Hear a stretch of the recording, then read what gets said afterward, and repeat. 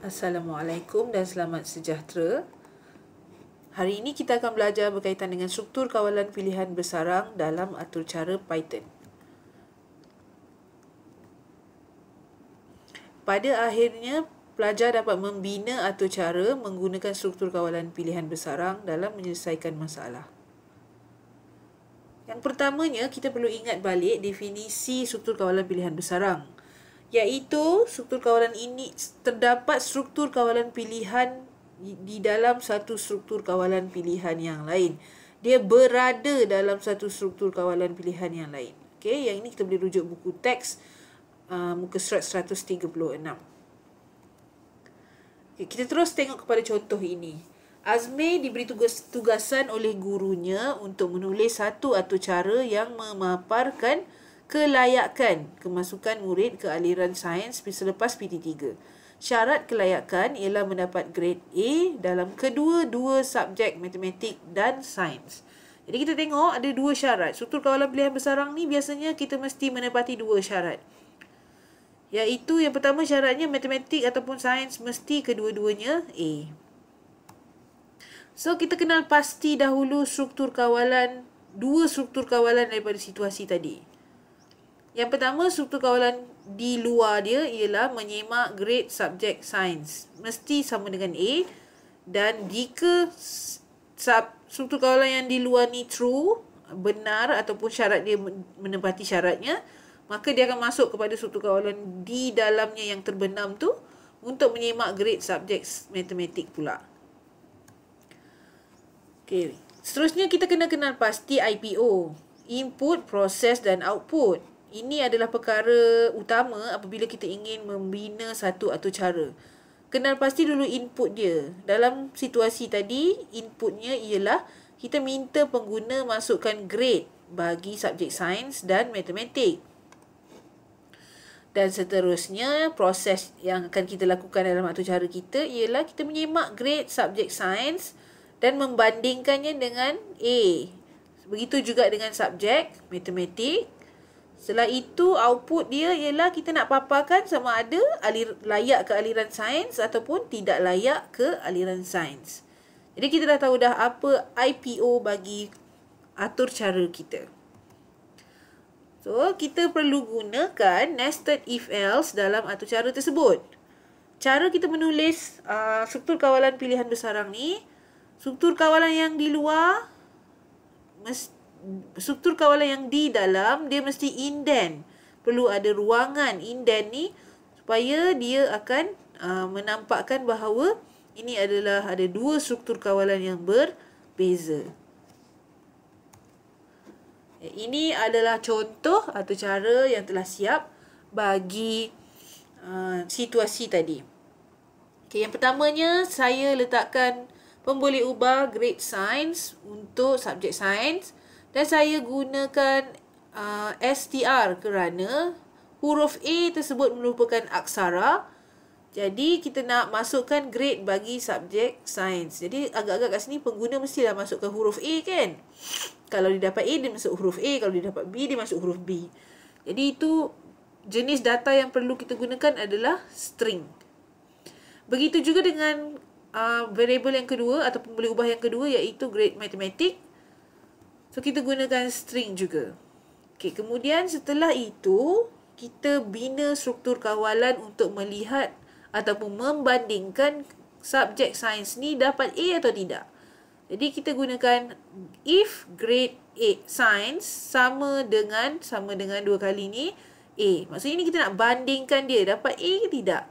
Jadi kalau dapat A, dia akan masuk kepada struktur kawalan yang kedua. Nampak tak di baris yang kelima ni? Dia ada indent. Maka ini merupakan struktur kawalan yang terbenam di dalam struktur kawalan di baris yang keempat. Okey.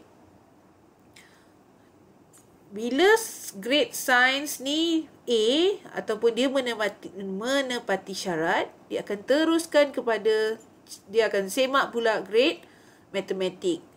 Jika sama dengan A juga, maka dia terus pergi ke baris ke-6 dan laksanakan memaparkan tahniah anda layak ke aliran sains ni. Apa jadi jika masa pengguna masukkan subjek sains, dia masuk subjek B. Dia masukkan huruf B. Maka atur cara akan terus pergi ke baris ke-9 kerana syarat ini tidak dipenuhi dan dia tak masuk dah ke baris yang ke-5 ni. Dia terus lompat pergi baris ke-9. Dia pergi kepada else, print, maaf, anda tidak layak ke aliran sains. Begitu juga kalau grade Science A, dia akan pergi kepada baris ke-5. Dia tengok pula grade Matematik, kita letak B. Pengguna letak B lah katakan. Maka dia tidak lagi pergi baris ke-6 kerana syarat ini tidak dipenuhi. Dia terus pergi kepada baris ke-7 untuk 7 dan 8 untuk memaparkan maaf, anda tidak layak ke aliran sains. Boleh Okey, kita tengok output dia.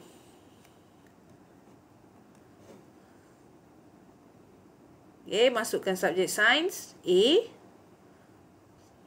subjek matematik B. Dia papa tak layak. Nampak? Kalau kita masukkan subjek sains B, masuk break subjek matematik pun B, pun dia papa tak layak.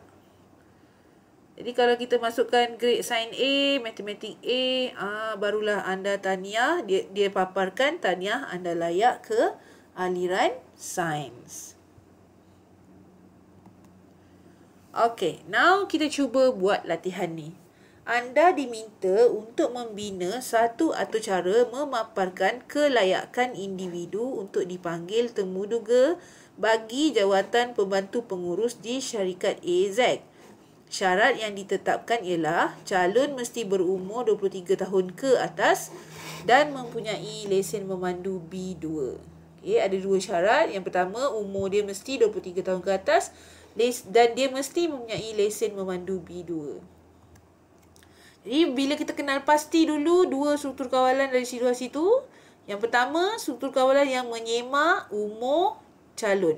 Umur mesti lebih daripada 23 tahun dan ke atas. Yang struktur kawalan yang terbenam di dalamnya pula ialah kita nak semak lesen memandu calon. Kalau dia ada lesen B2, barulah dia akan paparkan dia layak untuk ditemuduga.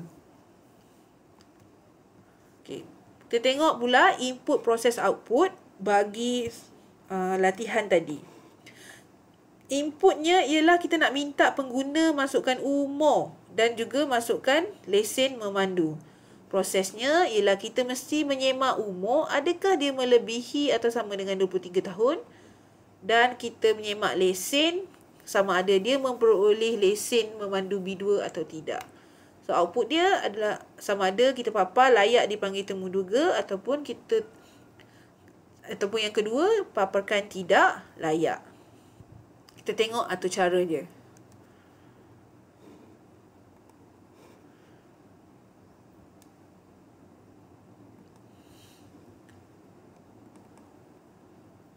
Baik. Ini merupakan atur cara yang telah saya bina untuk situasi tadi.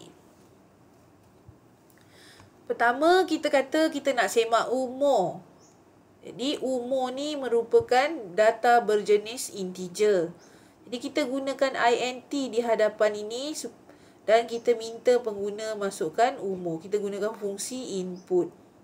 Seterusnya ialah struktur kawalan pilihan yang pertama, iaitu jika umur lebih besar atau sama dengan 23.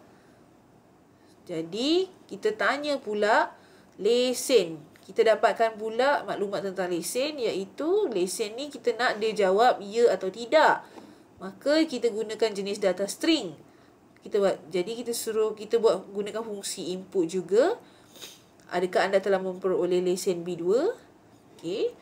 Jika dia jawab ya, maka dia akan pergi kepada baris keempat, iaitu if lesen sama dengan ya, print anda layak untuk dipanggil temuduga. Else, print maaf anda tidak layak. Samalah situasi dia dengan contoh yang saya berikan tadi. Jika syarat di baris 4 ini dipenuhi, barulah dia akan pergi kepada melaksanakan baris yang ke-5, iaitu dia print, paparkan, layak, dipanggil, temuduga. Jikalah syarat yang keempat ini tidak dipenuhi, katalah pengguna masukkan tidak, maka dia terus lompat ke bahagian, dia akan terus melaksanakan baris yang ke-6, iaitu print, maaf anda tidak layak. Kita tengok output dia. Masukkan umur, katalah saya masukkan umur saya 30 tahun. Adakah anda telah memperoleh lesen B2? Saya jawab, ya. Okey, anda layak dipanggil temuduga. Kalau saya masukkan umur saya 3, saya masukkan 20. Dia tak akan pergi lagi dah. Dia tak akan tanya lagi lesen memandu kita. Sebab masa syarat untuk umur ni tak dipenuhi. Jadi dia terus paparkan, maaf anda tidak layak. Okey. Maka itu adalah kod arahan untuk latihan ini. Tahniah kerana telah menjawab latihan ini. Jika ada apa-apa pertanyaan, anda bolehlah email kepada saya seperti yang tertera. Dan sekian, terima kasih.